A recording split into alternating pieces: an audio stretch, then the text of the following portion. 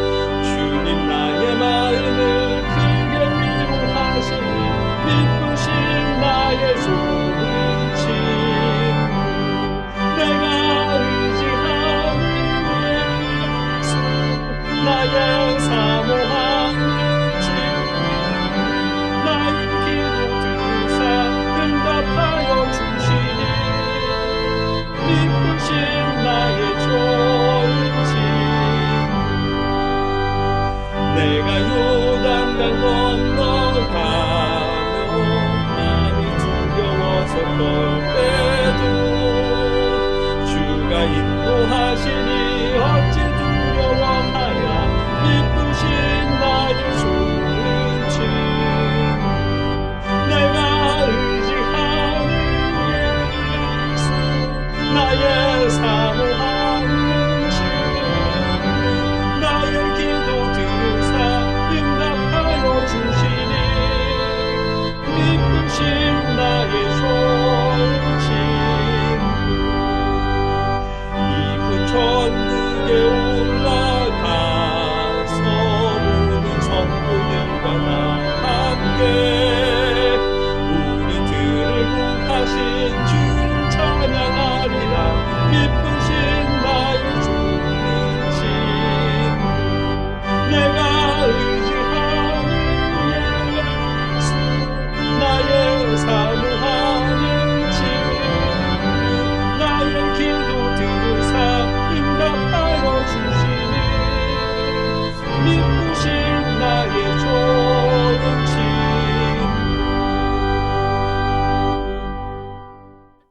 이 시간엔 지난 한 주간의 우리의 모습을 회개하고 감사하며 하나님 앞에 구할 여러분의 기도 제목으로 1, 2분간 하나님 앞에 함께 기도드리겠습니다. 함께 기도하겠습니다.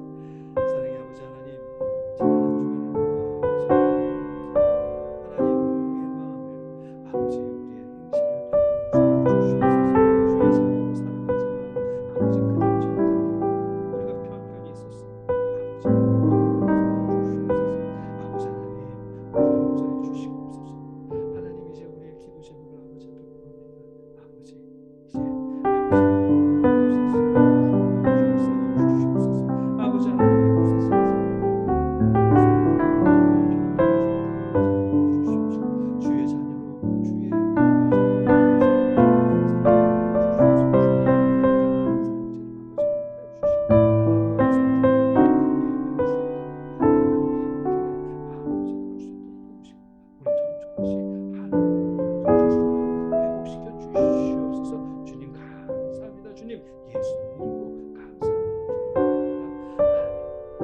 우리의 힘이신 아버지 하나님, 우리의 기도를 들어주시옵시고 우리의 길을 회복시켜 주시옵소서. 감사합니다. 주님 예수님의 이름으로 기도하옵나이다. 아멘. 함께 사도신경으로 우리의 신앙을 하나님 앞에 고백하겠습니다. 나는 전능하신 아버지 하나님 천지의 창조주를 믿습니다. 나는 그의 유일하신 아들 우리 주 예수 그리스도를 믿습니다. 그는 성령으로 잉태되어 동정녀 마리아에게서 나시고 본디오 빌라도에게 고난을 받아 십자가에 못 박혀 죽으시고 장사된 지 사흘 만에 죽은 자 가운데서 다시 살아나셨으며 하늘에 오르시어 전능하신 아버지 하나님의 우편에 앉아 계시다가 거기로부터 살아있는 자와 죽은 자를 심판하러 오십니다.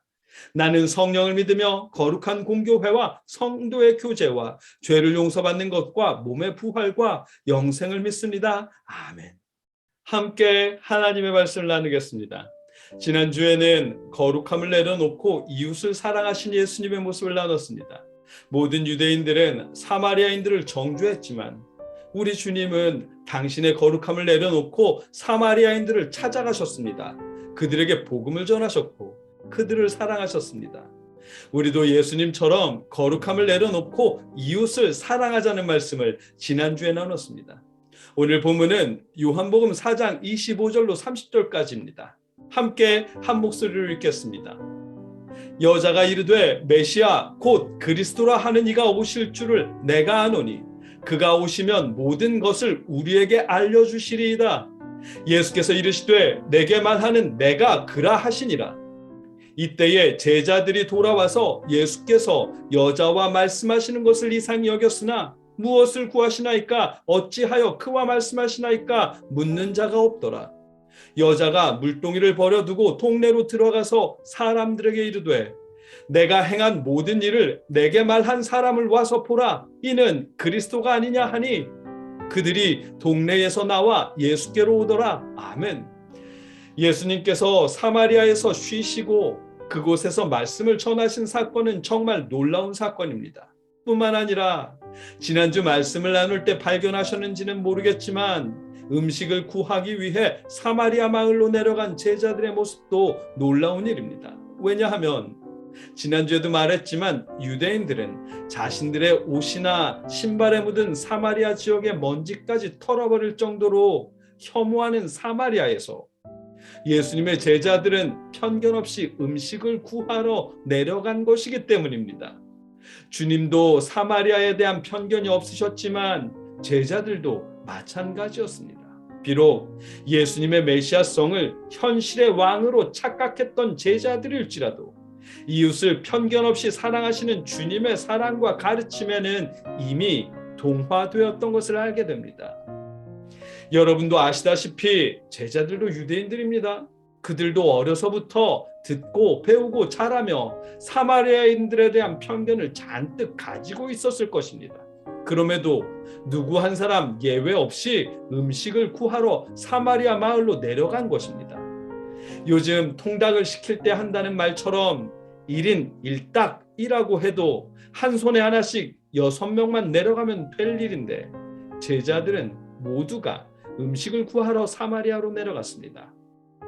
간혹 모든 제자가 음식을 구하러 갔다면 오늘 본문의 사건은 누가 목격하고 기록했을까라고 하는 본문 외의 궁금증 때문에 요한은 남아있었을 것이다 라고 말하는 주석가도 있습니다만 글쎄요, 누가 어떻게 기록했을까라는 본문 밖의 궁금증을 해소하기 위해 이는 제자들이 먹을 것을 사러 그 동네에 들어갔음이로라 라는 본문을 요한을 제외하고 제자들이라고 추측하는 것은 옳지 않다고 여겨집니다. 심지어 오늘 본문의 상황을 보면 더욱 그러합니다. 본문에서 중요한 것은 누가 어떻게 알고 기록했을까가 아니라 본문을 통해 무엇을 말씀하시려는가입니다. 그리고 본문은 예수님뿐만 아니라 예수님의 제자들도 사마리아에 대한 편견이 없어졌음을 알게 하십니다. 그것을 더욱 분명하게 깨닫게 하시는 구절은 오늘 본문 27절입니다. 이때에 제자들이 돌아와서 예수께서 여자와 말씀하시는 것을 이상히 여겼으나 무엇을 구하시나이까? 어찌하여 그와 말씀하시나이까? 묻는 자가 없더라. 아멘. 아무런 편견 없이 사마리아 마을에 가서 음식을 구하여 온 제자들은 예수님이 사마리아 사람과 대화하는 것도 이상하게 여기지 않았습니다. 다만 길에서 여인과 대화하는 것에 놀랐을 뿐입니다. 표준 세번역은 그 부분을 명확하게 번역해 줍니다. 이때에 제자들이 돌아와서 예수께서 그 여자와 말씀을 나누시는 것을 보았고 놀랐다. 그러나 예수께 웬일이십니까? 하거나 어찌하여 이 여자와 말씀을 나누고 계십니까? 하고 묻는 사람이 한 사람도 없었다. 아멘. 이렇게 번역했습니다. 제자들은 예수님이 사마리아인과 대화해서 놀란 것이 아니라 여인과 길에서 대화하고 있다는 사실에 놀란 것입니다. 그 시대의 문화는, 유대인 문화는 남자가 길에서 여자와 대화하는 것을 수치스러운 가십거리로 여겼답니다. 유대 랍비의 저작들을 보면 남자는 자신의 아내일지라도 여자와는 길에서 대화하지 않도록 했답니다. 오늘 본문처럼 모르는 여인과의 대화라면 더더욱 해서는 안 될 일로 가르쳤답니다. 이런 문화적인 면을 볼 때 요한이 그 자리에 남아 있었다고 추석한다면 요한이 침묵하고 있는 상황조차 어색한 일이 되는 것입니다. 다시 본론으로 돌아와서 남자는 길에서 여자와 대화하면 안 되는 시대에 예수님은 길에서, 그것도 사마리아라고 하는 유대인이 혐오하는 지역의 노상에서 여자와 대화를 나누고 있는 것입니다. 심지어 그 여인은 남편이 5이나 있었고 현재 6번째 남편도 정식적인 남편이 아닌 그런 남자와 살고 있는 부정한 여인이었지만 예수님은 그녀를 정죄하지 않으셨습니다. 그녀에게 조금도 편견이 없으셨습니다. 편견 없는 예수님의 모습을 분명하게 보여주고 있습니다. 제자들도 마찬가지입니다. 제자들에게는 그곳이 사마리아 지역이고 상대가 사마리아인이라는 것은 아무런 관심사가 안 되었습니다.